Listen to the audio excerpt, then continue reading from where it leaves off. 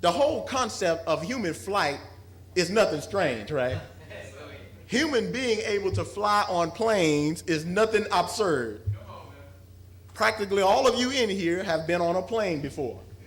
So the concept of a human being getting on a man-made craft and flying from one place to the other is not spooky.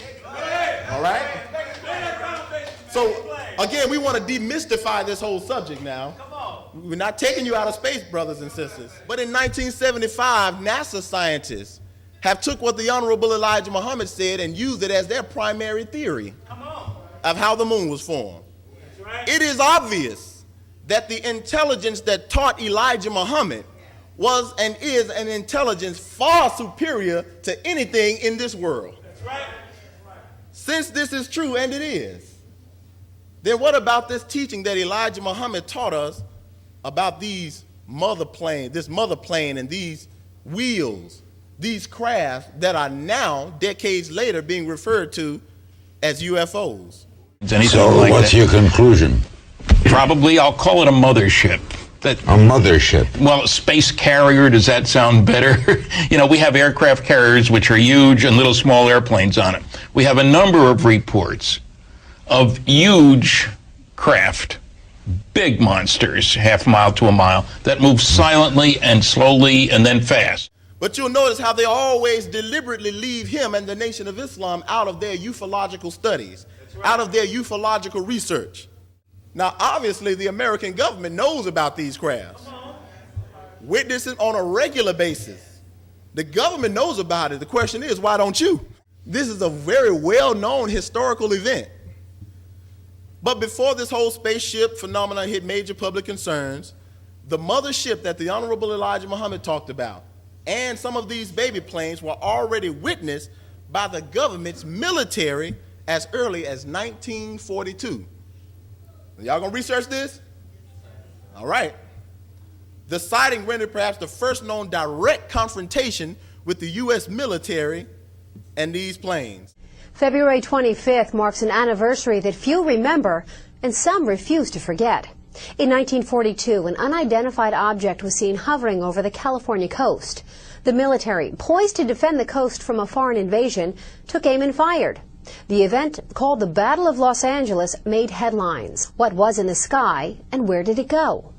But the unique thing about it is the military, the Army, started firing at this thing for about an hour, hour and a half, but they could not bring the object down. Within 24 hours, the Department of War sent a memo to the president detailing the incident as possibly unidentified airplanes flying at various speeds and declaring the investigation ongoing. But that came to an abrupt end when the Army declared the flying object a weather balloon, sparking theories of a government cover-up. President Roosevelt knew something. He knew that there was a man in America talking about these things. A man that they thought or tried to make seem was super crazy. So just 3 months after the Battle of Los Angeles, less than 3 months, President Roosevelt ordered the arrest of Elijah Muhammad. Elijah Muhammad was the only one talking about these craft, this wheel. And since everything he taught added directly up to what they encountered over Los Angeles, President Roosevelt, by executive order, ordered the arrest of a U.S. citizen, Elijah Muhammad. The Honorable Elijah Muhammad talks about that arrest. He states, the white man admitted to me that they have seen it, they just can't get to her. So you know that had them pissed off when Elijah Muhammad, this little black man, telling them, yeah, it's right there. I know the power on it. You ain't do nothing to it. So Allah has always or often shown his strength and his power to the powers that be, to his enemies, just to let you know, look, this is what you're dealing with.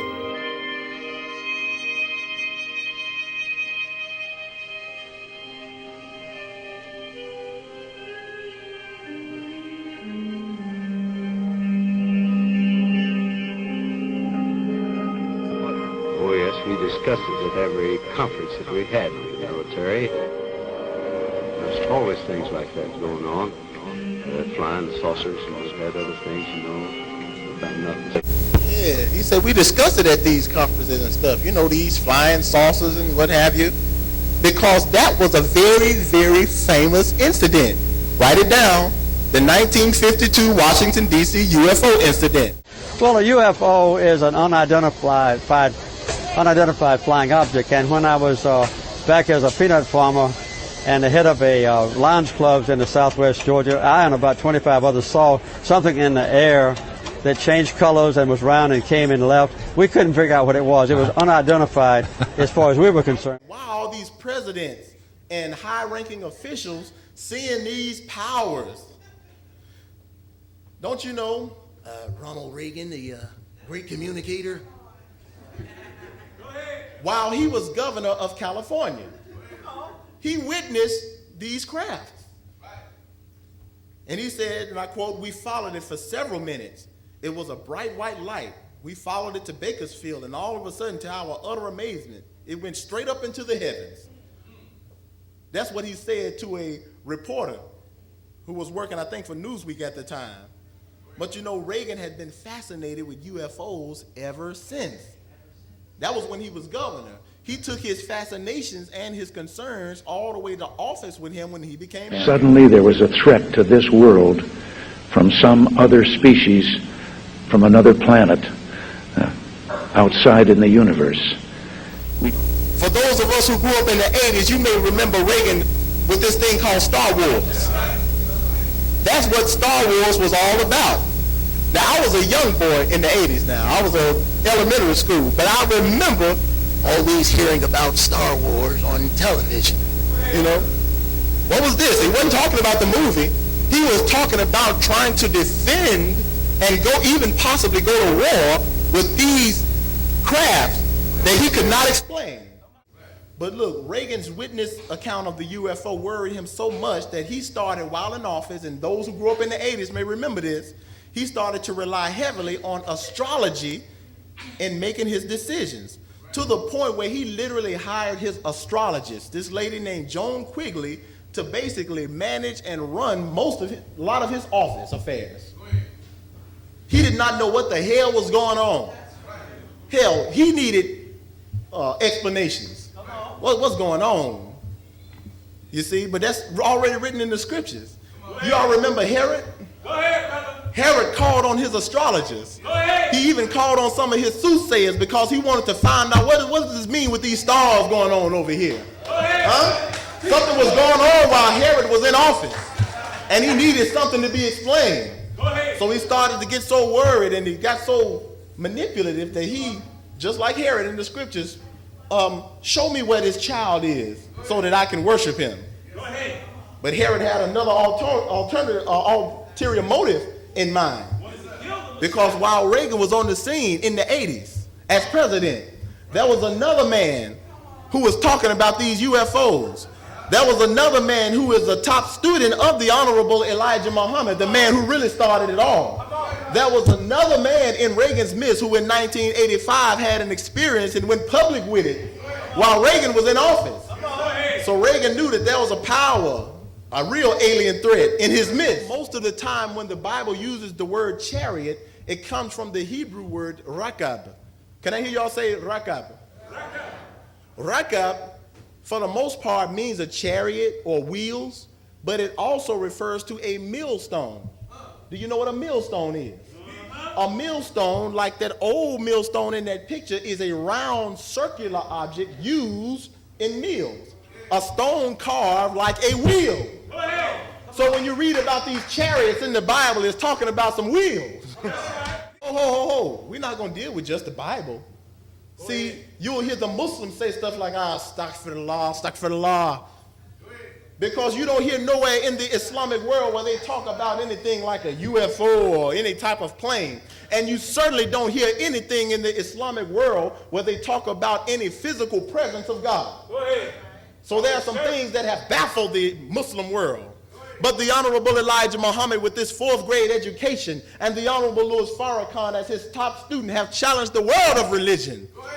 We have challenged the world of science. Hold up, but you got a whole world that want to say, look, this man, he's crazy. Now, why don't the media, as much as the media hates Minister Farrakhan, why don't they just keep pulling up this stuff about UFOs? If they wanted him to look crazy, couldn't they say, oh, look at Minister Farrakhan, you believe in these UFOs and spaceships and all this kind of stuff? Surely you can't have all these people following you and believing you're a man of God. But see, you know why they won't do that? Because 56 million people have seen these things. And 136 billion people believe in these things in America. So if they say Minister Farrakhan believes in UFOs, then you have 136 million people in America that will say, my goodness, Farrakhan, you too? Teach me about these. So do you see why it's important to keep this information from leaking out? Because if it's known to everybody that these things exist, then they would have to know that his God is God. Well, they would have to bear witness that the God of the Honorable Elijah Muhammad is the true and living God. Because if Elijah Muhammad is right about these UFOs and he's the first one to tell about it, then the whole world would have to admit that Master Farad Muhammad is God.